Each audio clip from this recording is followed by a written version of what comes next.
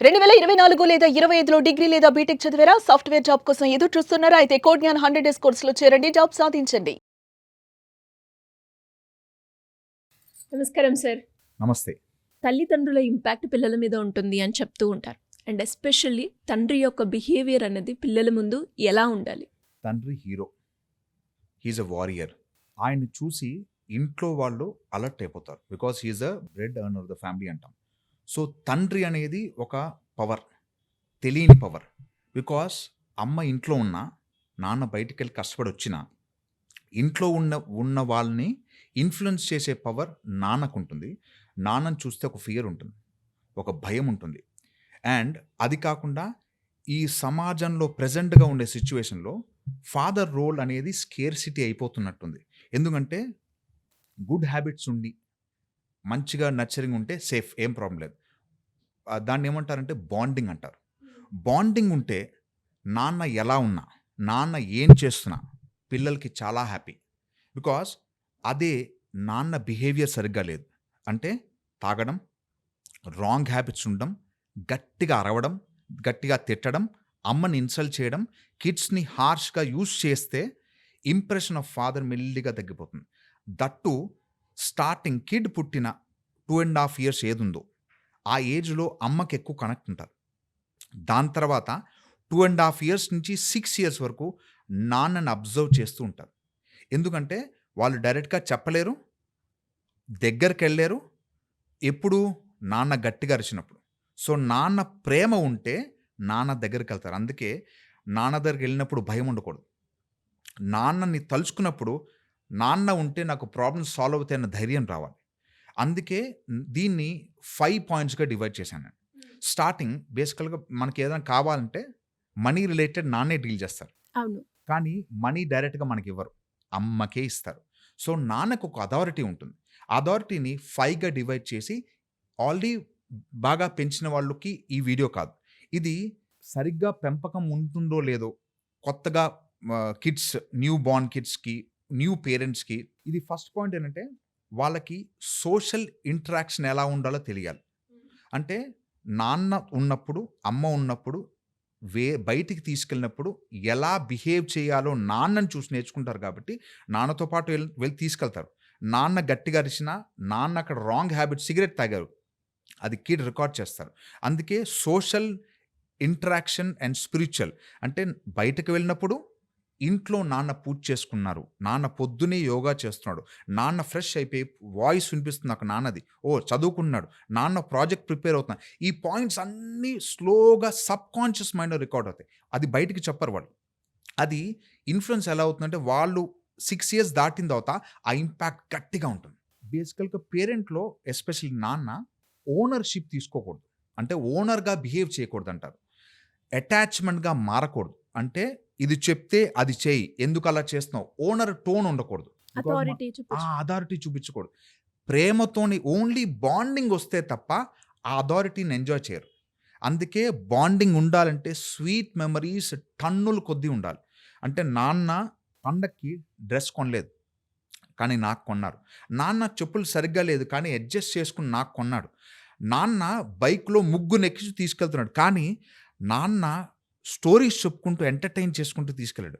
నాన్న పెయిన్ గురించి మాట్లాడలేదు, నాన్న హ్యాపీనెస్ గురించే మా నాన్న ఎప్పుడు ఈ టాపిక్స్ ఎప్పుడున్నా సరే బాండింగ్ స్ట్రాంగ్గా ఉంటుంది. సో అందుకే ఓనర్షిప్ అనేది వాల్యూ ఉండదు. అండ్ అటాచ్మెంట్గా ఫీల్ అవ్వకూడదు. అంటే వీడు నావాడు, నాకున్న కోరికలు నేను మిస్ అయినవన్నీ నా ద్వారా వాడి ద్వారా నెరవేరాలని ఉంటాయి. దానివల్ల ప్రెషర్ పెరిగిపోతుంది. ఆ టాపిక్ కూడా ఉండకూడదు. సో అది కాకుండా ఈగోతో హ్యాండిల్ చేయకూడదు. ఒకవేళ నాకు ఈగో ఉంటే కిడ్స్ని నా లెవెల్లో మాట్లాడతాను తప్ప కిడ్స్ లెవెల్లో నేను దిగజారలేను. అంటే మనం బేసికల్గా కిడ్తో మాట్లాడి కిడ్ లెవెల్లో మాట్లాడాలి. అప్పుడే వాళ్ళు మనకు కనెక్ట్ అవుతారు. ఎందుకంటే వాళ్ళకి ప్రాబ్లం వస్తే నాన్న దగ్గరకు వచ్చి చెప్పుకునేలా ఉండాలి తప్ప అబ్బో నాన్న వచ్చాడు చెప్తే మళ్ళీ తిడతాడు అనే భయం ఉండకూడదు. మా పిల్లలు కానీ ఎవరైనా సరే ప్రాబ్లం రాగానే బాస్ కమ్ టు మీ, నువ్వు ఏదైనా పర్వాలేదు, నువ్వు విరక్కొట్టేశావు, కమ్ టు మీ, నేను సాల్వ్ చేస్తా. ఇలా చెప్పిన తర్వాత మామూలుగా రాంగ్ ఏం థింక్ చేస్తారు, అంటే మిస్టేక్ చేస్తే నాన్న దగ్గర రావచ్చు. నేను ఇంకో పాయింట్ చెప్తా, మీకు సమస్య వస్తుంది అనగానే, ఛాలెంజ్ వస్తుంది అనగానే ఫస్ట్ నాన్న దగ్గర రా, చెప్పు, ఎక్స్‌ప్లెయిన్ చెయి. నేను ఎవ్వరికీ రివీల్ చేయనిది. నేను బికాజ్ నిన్నంటే నన్నన్నట్టు. అది ఫిలాసఫీ మెయింటైన్ చేయాలి. ఎస్పెషల్లీ నాన్నకి కిడ్స్‌ని ఏమనంటే వాళ్ళని అన్నట్టు ఫీల్ అయితే వాళ్ళు కరెక్ట్‌గా హ్యాండిల్ చేసే ప్రాసెస్ వచ్చేస్తుంటది. లేకపోతే ఈగోయిస్టిక్ హ్యాండిల్ చేస్తే బికాజ్ అమ్మ ఇలా చేసింది కాబట్టి నువ్వు ఇలా చేస్తున్నావు. నేను పొద్దుంచి కష్టపడి వచ్చాను కాబట్టి నువ్వు ఇలా బిహేవ్ చేస్తున్నావు. నీకు అడిగినవన్నీ కొనిస్తున్నాం కాబట్టి చదవట్లేదు. నీకు ఈ ఈ మొత్తం ఫాల్ట్ ఫైండింగ్ యాటిట్యూడ్ వచ్చేస్తుంటుంది. వీళ్ళు వచ్చినప్పుడు కిడ్స్‌కి ఫియర్ వచ్చేసి they won't even come down. Ego నాన్నకి చాలా ఇగో ఉంటుంది. అమ్మో వద్దులే, ఎందుకు చెప్పాలి, ఎందుకు మాట్లాడాలి. చాలామంది భయపడుతుంటారు, వణుకుతూ ఉంటారు. దగ్గరికి వెళ్ళడానికి కూడా అస్సలు ఫియర్ వాళ్ళ బ్యాడ్ హ్యాబిట్స్ కూడా కాదు. ఆఫీస్ లైఫ్‌లో ఉన్న ప్రెషర్‌ని ఇంట్లో పిల్లల పైన చూపిస్తారు. బికాజ్ పిల్లలు రివోల్ట్ అవ్వరు. పిల్లలకి ఆ స్ట్రెంత్ ఏయ్ అనగానే భయం వేస్తుంది మనకి. సో ఈ ఆల్రెడీ ఆ వాయిస్ క్యారీ ఆన్ అవుతుంది కాబట్టి వాళ్ళు ఇంకా దగ్గర కూడా రాదు. సో వాళ్ళ సమస్యలు వేరే వాళ్ళకి చెప్పుకోవడానికి ట్రై చేస్తారు. అది చెప్పడం రాంగ్ పర్సన్ హ్యాండిల్ అయితే దే విల్ టేక్ అడ్వాంటేజ్. ఇంట్లో ఇష్యూస్ పెట్టేస్తారు. అదేంటి ఈ కార్ ఉందా, వేరే కార్ లేదా మీకు, కంపారిజన్. సో అదే బాండింగ్ స్ట్రాంగ్ ఉంటే ఈ టాపిక్ రాదు. ఆపోజిట్ పర్సన్, ఆపోజిట్ కిడ్ ఏది చెప్పినా సరే లైట్ చేసేస్తారు. They feel happy saying that మాకు ఇది చాలా బాగుందని అనే అట్మాస్ఫియర్ వస్తుంది. సెకండ్, కిడ్స్ నాన్న దగ్గర భయపడకూడదు. భయపడితే సమస్యలు ఏవి చెప్పలేరు. సో భయం అనేది ఎక్కడ వస్తుంది? ఈ సమస్య నేను చేస్తే నా ఫిజికల్ ప్రాబ్లం కానీ నా మెంటల్ ప్రాబ్లం కానీ ఇది నాన్నకి చెప్పచ్చా? ఎస్పెషలీ ఫస్ట్ 6 years చెప్పి తీరాలి. 2.5 years 6 కంపల్సరీ కిడ్ అప్రోచ్ ఉన్నాడా లేదా, ఇది ఎవ్రీ పేరెంట్ చెక్ చేసుకోవాలి. నా కిడ్ రాగానే నా దగ్గరకు పరిగెత్తుకుంటూ వస్తున్నాడా లేదా, కిడ్ నా దగ్గర రాగానే పరిగెత్తుకుంటా వస్తున్నాడా లేదా, కిడ్ రాగానే నాకేమైనా చెప్తున్నాడా లేదా, స్కూల్కి వెళ్ళి వచ్చిన తర్వాత నైట్ ఒకవేళ నేను అఫీషియల్ బిజీ ఉంటే ఇంటికి వచ్చిన తర్వాత నాతో మాట్లాడుతున్నా లేదా, నేను కిడ్ పడుకున్నప్పుడు టచ్ స్పర్శ ఉందా లేదా, ఇవన్నీ చాలా ఇంపార్టెంట్ పని. భయాన్ని వదిలేస్తుంది. అబ్బా నాన్న నా దగ్గర ఉన్నాడు, నాన్న నాతో ఉన్నాడు, నాన్న టచ్ ఫీల్ తెలిసిపోతుంది. ఆ టచ్ ఫీల్ వల్ల లోపల కాన్ఫిడెన్స్ 10 times పెరిగిపోతుంది. అందుకే నైట్ రాగానే ఆర్ మార్నింగ్ వెళ్ళేటప్పుడు కిడ్స్ని హాయ్ బాయ్ బాగున్నావా, ఏం చేస్తున్నావు, వచ్చిన తర్వాత స్కూల్లో ఏమైంది, ఇవి జనరలైజ్ క్వశ్చన్. ఒకవేళ వీక్ మొత్తం బిజీ ఉంది, సాటర్డే సండే కూర్చోండి అండ్ కలిసి తినండి. ఇవి చేస్తున్న బాండింగ్ ఉంటుంది. మీరు సపరేట్ తినేసి కిడ్స్ సపరేట్ తిన్నా, ఒక ప్లేస్లో పెట్టుకుని తిన్నా, ఇవన్నీ ఈ గుడ్ హ్యాబిట్స్ అనేది అడాప్ట్ అవుతుంది, చాలా ప్లస్ అవుతుంటుంది. కన్క్లూజన్గా మనం ఏం చెప్పాలంటే, పిల్లల ముందు నాన్న ఒక హీరోలా కనిపించాలి. నాన్నకి సూపర్ పవర్స్ ఉండవు. నాన్న స్టేబుల్, నార్మల్, గ్రౌండెడ్.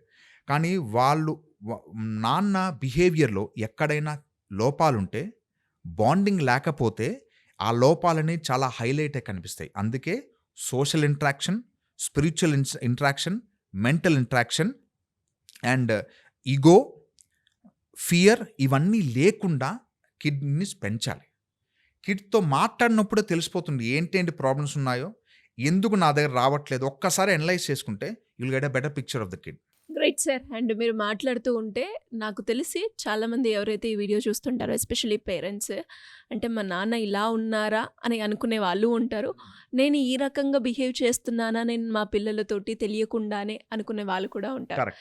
సో అలా ఎవరికైనా కూడా మీకు డౌట్ వస్తే, మీకు ఇంకా దీని గురించి ఇంకా క్లియర్గా ఇన్ఫర్మేషన్ తెలుసుకోవాలి అంటే మీ ఒపీనియన్ని కమెంట్ రూపకంగా తెలియజేయండి. దానికి రిలేటెడ్గా ఎపిసోడ్ చేసే ప్రయత్నం చేద్దాం. Anyways, great information sir, and thank you so much. Thank you.